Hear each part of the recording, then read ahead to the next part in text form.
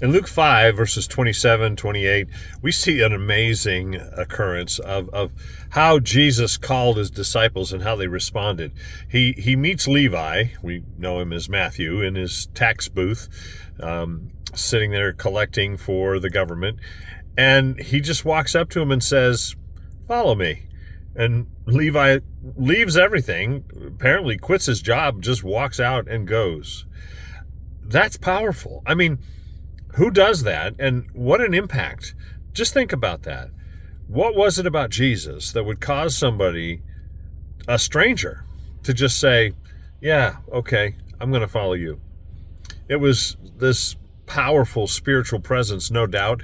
There was this love that exuded, or was obvious in his look and his voice.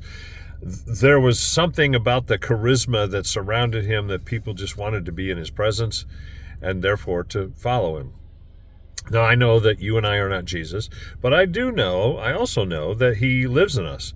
That Galatians 2:20 says we live because Christ lives in us, and he gave his life for us, and the life we now live, we live through the Son of Man who gave himself for us. And so, is it possible that we can develop this ability to let the love of God, the draw of the Holy Spirit and of the truth be emanating from us in a way that would draw people to Jesus, draw people to God, draw people to us, but more importantly to him, that they would follow us as we follow Jesus?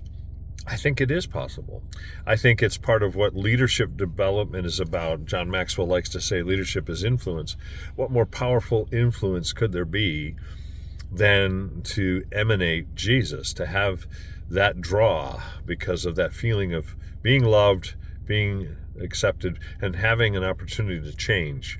I wrote a book recently called The Crucified Leader, How to Lead Like Jesus.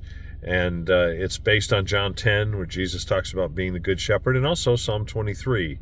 The Lord is our shepherd, but how do we live that out in our own lives?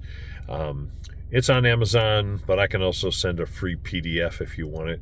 It's on Kindle too, I think, at this point. But yeah, the whole point of it was to see how we can be more like him, having that influence for positive, lasting, measurable change in the lives of others. That's my plan. That's what I want to do. I'm Pastor Joel. Thanks for joining me on Ministry Minute.